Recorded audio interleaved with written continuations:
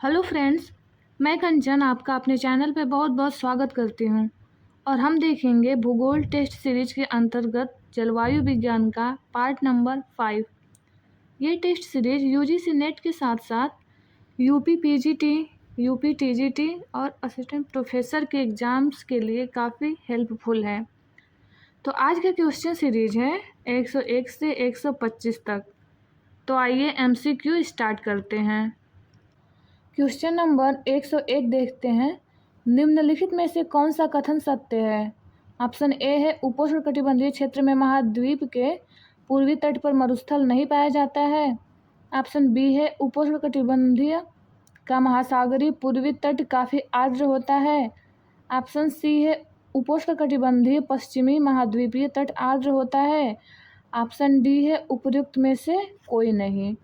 तो इसमें से जो राइट आंसर होगा वो होगा ऑप्शन ए। जो उपोष्ण कटिबंधीय क्षेत्र में महाद्वीप का पूर्वी तट पे होता है, पूर्वी महाद्वीपों के पूर्वी तट पे मरुस्थल नहीं पाए जाते हैं। ये मरुस्थल जो होते हैं अधिकांशतः हमें महाद्वीपों के पश्चिमी भागों में देखने को मिलते हैं, इसलिए इसका राइट आंसर हो जाएगा ऑप्शन ए। नेक्स्ट क्वेश्चन देखते हैं, क्वेश्चन नंबर 102। ये पूछ रहा है कि अंतर उष्णकटिबंधीय अभिसरण क्षेत्र ITCZ के उत्तर दक्षिण स्थानांतरण से संबंधित वर्षा प्राप्त करने वाले क्षेत्र हैं। ऑप्शन ए है दक्षिण पूर्वी एशिया, ऑप्शन बी है अफ्रीका का पश्चिमी तट, ऑप्शन सी है ऑस्ट्रेलिया का उत्तरी तट व ऑप्शन डी है उपरोक्त सभी। इसका राइट आंसर हो जाएगा ऑप्शन डी, उपयुक्त सभी। क्योंकि जैसे जैसे ITCZ उत्तर से दक्षिण, दक्षिण से उत्तर स्थानांतरण करती है, ये चारों क्षेत्रों में वर्षा को प्रभावित करती है। तो ये चारों क्षेत्र जो हैं ITCZ के स्थानांतरण से संबंधित हैं। नेक्स्ट क्वेश्चन देखते हैं, क्वेश्चन नंबर 103। ये पूछ रहा है कि विश्व ओजोन दिवस मनाया जाता है। ऑप्शन ए है 25 दिसंबर को, ऑप्शन बी है 21 अप्रैल को, ऑप्शन सी है 16 सितंबर को व ऑप्शन डी है 30 जनवरी को। तो इसका राइट आंसर हो जाएगा ऑप्शन सी, 16 सितंबर को विश्व ओजोन दिवस मनाया जाता है। ओजोन दिवस जो है ओजोन परत की संरक्षण के लिए मनाया जाता है। जो ओजोन परत है समताप मंडल में ओजोन गैस की एक परत होती है और ये सूर्य से आने वाली पराबैंगनी किरणों को रोककर और उससे शुद्ध किरणें भेजकर मानव जीवन की रक्षा करती है। नेक्स्ट क्वेश्चन देखते हैं, क्वेश्चन नंबर 104। ये पूछ रहा है कि सूची 1 को सूची 2 से सुमेलित कीजिए तथा सूचियों के नीचे दिए हुए कूट से सही उत्तर का चयन कीजिए। सूची 1 है जनजाति, सूची 2 में दिया है उस क्षेत्र। एक तरफ है खिरगिज, बुस्मैन, एनु और बद्दू, दूसरी तरफ इसके देशों के नाम दिया है, किस देश में कौन सी जनजाति पाई जाती है। तो देख लेते हैं कौन सा इसका मिलान सही होगा। खिरगिज जनजाति पाई जाती है, ये पाई जाती है मध्य एशिया में। जो बुस्मैन जनजाति है ये हमें देखने को मिलते हैं कालाहारी मरुस्थल में, जो कि अफ्रीका महाद्वीप में स्थित है। एनु जनजाति पाई जाती है, ये पाई जाती है जापान में, और बद्दू अरब प्रायद्वीप में देखने को मिलती है। तो ये रहा इसका सही मिलान। नेक्स्ट क्वेश्चन देखते हैं, क्वेश्चन नंबर 105। ये पूछ रहा है कि निम्नलिखित में से कौन सही सुमेलित नहीं है। रेडक्लिफ रेखा भारत और पाकिस्तान के बीच पाई जाती है। ऑप्शन बी है मैगीनाट रेखा फ्रांस व जर्मनी के बीच पाई जाती है। डुरंड रेखा बांग्लादेश व भारत के बीच स्थित है। और डी है हिंडनबर्ग रेखा बेल्जियम और जर्मनी के बीच स्थित है। तो इसका राइट आंसर होगा ऑप्शन डी, जो सुमेलित नहीं है ये है हिंडनबर्ग रेखा, जो है बेल्जियम और जर्मनी के बीच स्थित न होकर पोलैंड व जर्मनी के बीच स्थित है। नेक्स्ट क्वेश्चन देखते हैं, क्वेश्चन नंबर 106। निम्नलिखित में से कौन एक सुमेलित नहीं है। ऑप्शन ए है खार्तूम नील नदी के किनारे स्थित है। ऑप्शन बी है न्यूयॉर्क हडसन नदी के किनारे स्थित है। सी है बर्लिन स्प्री नदी के किनारे स्थित है। या डी दिया है कि सिडनी सीन नदी किनारे स्थित है। तो इसका राइट आंसर होगा ऑप्शन डी, जो सिडनी है ये सीन नदी के किनारे स्थित नहीं है। खार्तूम जो है ये भी नील नदी के किनारे स्थित है। न्यूयॉर्क जो है ये हडसन नदी के किनारे स्थित है, हडसन की खाड़ी पे। और बर्लिन जो है ये स्प्री नदी के किनारे स्थित है। जो सिडनी है ये पैरामट्टा नदी के किनारे स्थित है। और सीन नदी पे कौन सा हमें क्षेत्र या कौन सी राजधानी देखने को मिलती है स्थित? तो सीन नदी पे हमें फ्रांस की राजधानी पेरिस स्थित है, ये देखने को मिलता है। नेक्स्ट क्वेश्चन देखते हैं, क्वेश्चन नंबर 107। निम्नलिखित में से कौन सा युग्म सही सुमेलित नहीं है? ये एक तरफ युग्म दिया है और विशेष क्षेत्र दिया है कि क्या उसे इस नाम से पुकारा जाता है? तो ऑप्शन ए है एड्रियाटिक सागर की रानी। एड्रियाटिक सागर की रानी रोम को कहा जाता है, तो सही सुमेलित नहीं है, तो यही है हमारा पहला आंसर। इसका सही हो जाएगा, अर्थात ये गलत है। जो एड्रियाटिक सागर की रानी कहा जाता है वो कहा जाता है वेनिस को। वेनिस भी इटली का एक शहर है और रोम जो इटली की राजधानी है, तो एड्रियाटिक सागर की रानी कहा जाता है वेनिस को। बाकी ये लारेन जो कोयला क्षेत्र है ये फ्रांस में स्थित है, ये सही है। वेस्ट मिडलैंड्स ये बर्मिंघम जो है ये मध्य इंग्लैंड का एक क्षेत्र है। ये यहाँ पे होगा तुला, जो ये तुला है ये भी रूस का एक क्षेत्र है। तो ये तीनों सही है, गलत है ऑप्शन ए। नेक्स्ट क्वेश्चन देखते हैं, क्वेश्चन नंबर 108। समान वर्षा प्राप्त करने वाले क्षेत्र को जोड़ने वाली रेखा कही जाती है। क्या कही जाती है? ऑप्शन ए दिया है आइसोबार, ऑप्शन बी है आइसोहाइट, या ऑप्शन सी होगा आइसोथर्म, या ऑप्शन डी होगा आइसोहेलाइन। तो समान वर्षा वाले क्षेत्र को जोड़ने वाली जो रेखा है उसे हम जानते हैं किस नाम से? इसका राइट आंसर हो जाएगा ऑप्शन बी, आइसोहाइट। यानी जिन जिन स्थानों पे मान लीजिए कि यहाँ 50 सेंटीमीटर हो गया, या फिर इसके ऊपर कहीं किसी क्षेत्र में और अधिक ऊंचाई पे 50 सेंटीमीटर, उसके नीचे 50 सेंटीमीटर, ऐसे करके जहाँ जहाँ क्षेत्रों में समान वर्षा हमें प्राप्त होती है, तो उस रेखा को, जो उस क्षेत्र को जोड़ने वाली जो रेखा होती है उसे हम जानते हैं आइसोहाइट के नाम से। नेक्स्ट क्वेश्चन देखते हैं, क्वेश्चन नंबर 109। थोड़ा सा हम ये क्वेश्चन नंबर 108 के और तीनों ऑप्शन के बारे में थोड़ा सा जान लेते हैं कि आइसोबार क्या है। तो आइसोबार जो होता है मानचित्र पे वो ये उन स्थानों को दिखाता है जहाँ पे जिस स्थान का वायुदाब समान होता है उसे आइसोबार के द्वारा दर्शाते हैं। और यदि आइसोथर्म की बात करें तो ये समान तापमान वाले स्थानों को जोड़ने वाली रेखा को आइसोथर्म कहते हैं। और आइसोहेलाइन, तो आइसोहेलाइन वो होता है, ये भी क्या करता है कि समान लवणता वाले क्षेत्रों को जोड़ता है। समान लवणता वाले क्षेत्रों को जोड़ने वाली रेखा या लाइन आइसोहेलाइन के नाम से उसे जानते हैं। अब हम देख लेते हैं 109 को देखते हैं।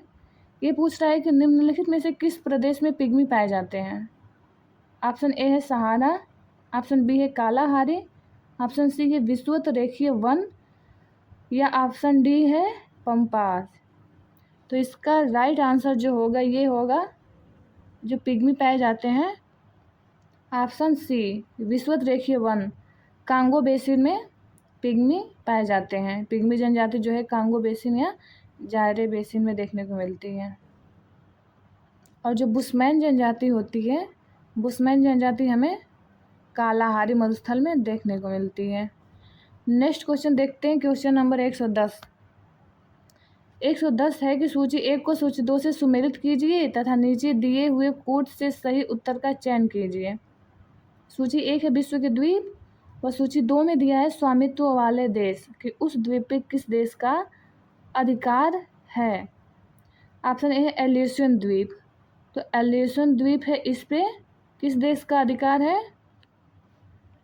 ऑप्शन ए का होगा यूएसए। जो एल्यूसियन द्वीप है इस पे संयुक्त राज्य अमेरिका का अधिकार क्षेत्र है। यदि बियर द्वीप देखें तो बियर द्वीप पे नॉर्वे का अधिकार क्षेत्र है। ग्रीनलैंड, ग्रीनलैंड जो है इस पे डेनमार्क का अधिकार क्षेत्र आता है। वो फ्रेंच जोसेफ द्वीप की बात करें तो इस पे किसका अधिकार आता है? ये अधिकार क्षेत्र के अंतर्गत आता है रूस के। तो ये इसका राइट आंसर है। देखते हैं next question, question number 111। Suez नहर के दोनों सिरों पर स्थित पत्तन युग्म है। ऑप्शन ए है काहिरा तथा अलेक्जेंड्रिया, ऑप्शन बी है स्वेज तथा काहिरा, ऑप्शन सी है काहिरा तथा पोर्ट सईद, या ऑप्शन डी होगा पोर्ट सईद तथा स्वेज। तो इसका राइट आंसर हो जाएगा ऑप्शन डी पोर्ट सईद तथा स्वेज। नेक्स्ट क्वेश्चन देखते हैं, क्वेश्चन नंबर 112। निम्न देशों में से किसे झीलों की वाटिका कहा जाता है? ऑप्शन ए है पोलैंड, ऑप्शन बी है फिनलैंड, ऑप्शन सी है नीदरलैंड तथा ऑप्शन डी है स्विट्जरलैंड।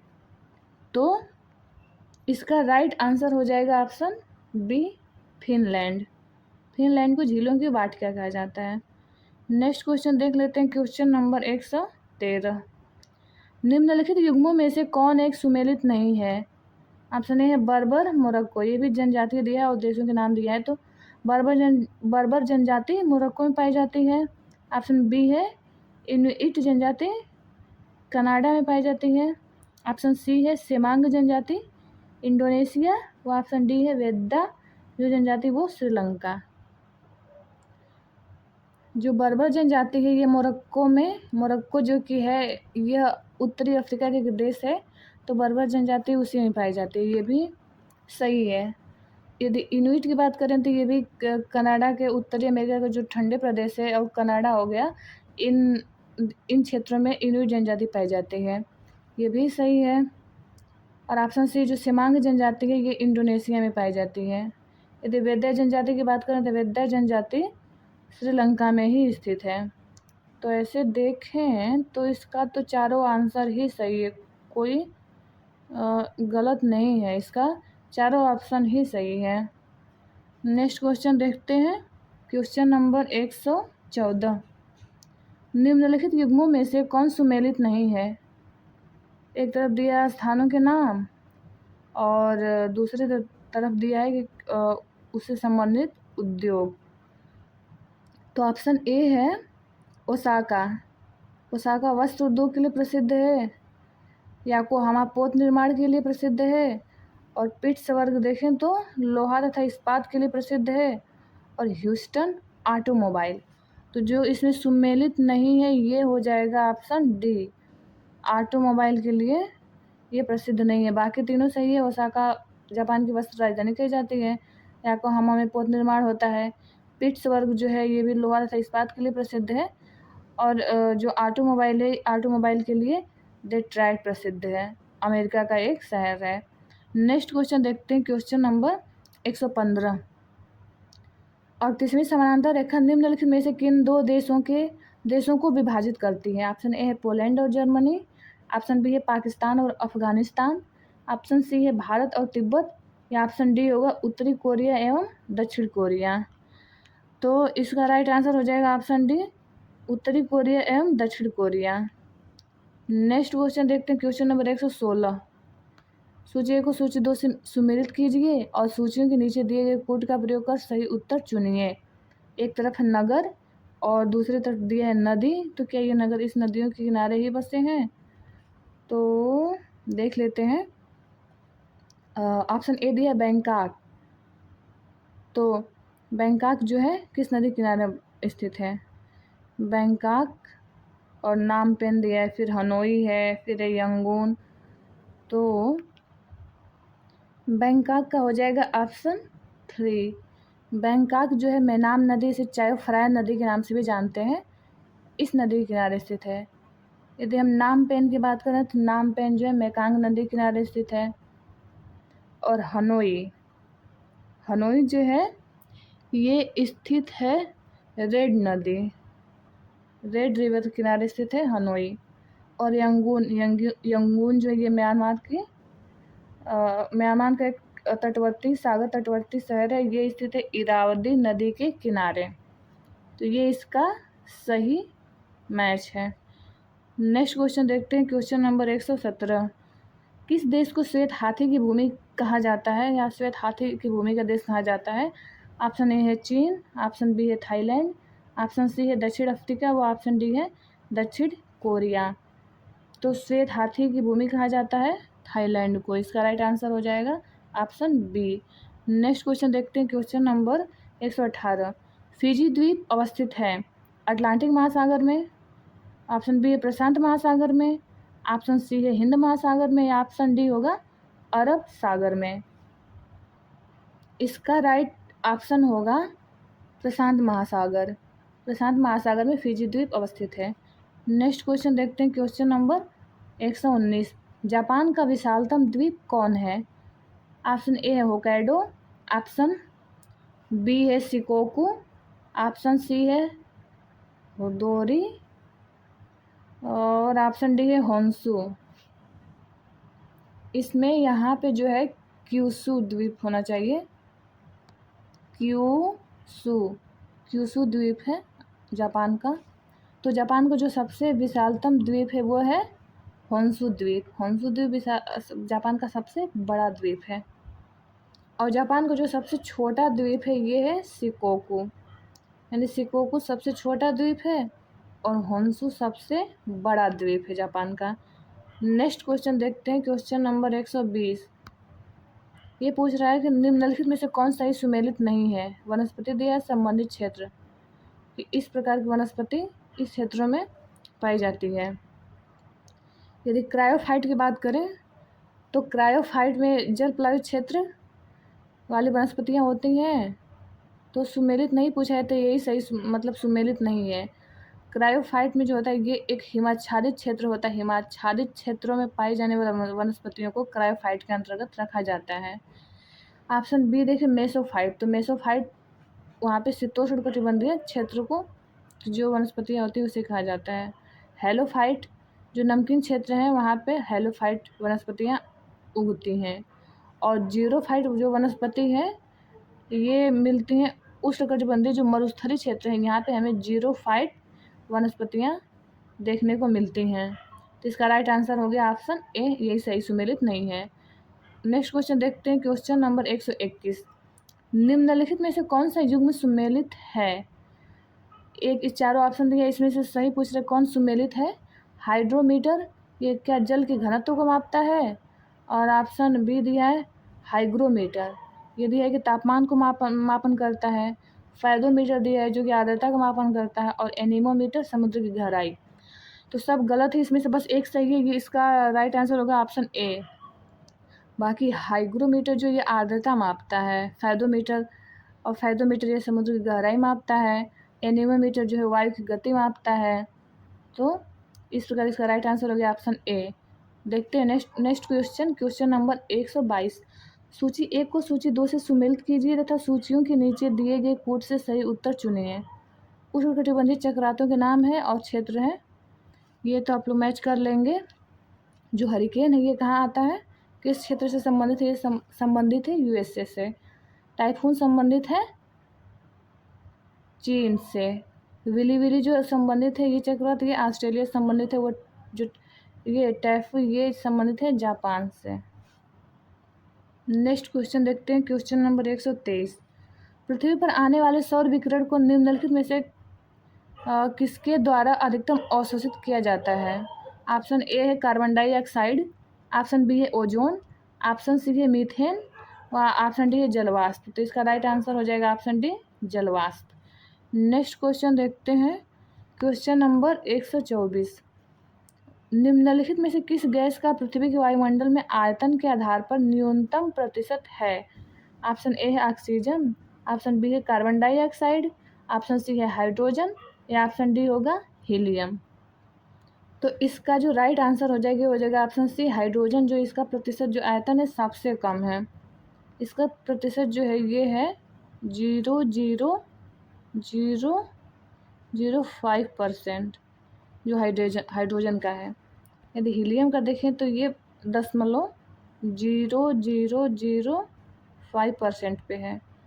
और ऑक्सीजन तो है, ऑक्सीजन का जो लगभग 21% आयतन है इसका हमारे वायुमंडल में।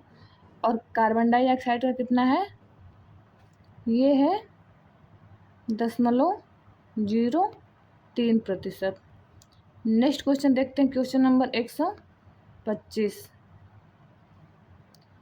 ये पूछ रहा है कि वह गैस जिसका निचले वायुमंडल में शुष्क वायु में प्रतिशत मान तीसरा सर्वाधिक है, मतलब तीसरी गैस का नाम बताना है जो हमारे वायुमंडल में सर्वाधिक मात्रा में पाई जाती है। यानी सबसे अधिक पहले पे, उसके बाद दूसरा अधिक, उसके बाद तीसरा अधिक देखना है। तो देखते हैं। ऑप्शन ए है कार्बन डाइऑक्साइड, ऑप्शन बी है ओजोन, ऑप्शन सी है नाइट्रस ऑक्साइड, वो ऑप्शन डी है आर्गन। इसका राइट आंसर हो जाएगा ऑप्शन डी आर्गन, क्योंकि सबसे अधिक जो है प्रतिशत हमारे वायुमंडल के आयतन में वो हो गया नाइट्रोजन, दूसरे स्थान पे आता है ऑक्सीजन और तीसरे पे आ जाता है आर्गन, जो इसका प्रतिशत है 0.093% है। बाकी आप लोग नाइट्रोजन का जानते ही हैं और ऑक्सीजन का। जो नाइट्रोजन है हमारे वायुमंडल में लगभग 78% के करीब है और ऑक्सीजन है लगभग 21%। तो ये रहा आज का लास्ट क्वेश्चन। मिलते हैं नेक्स्ट वीडियो में, और ये वीडियो देखने के लिए आपका बहुत बहुत धन्यवाद।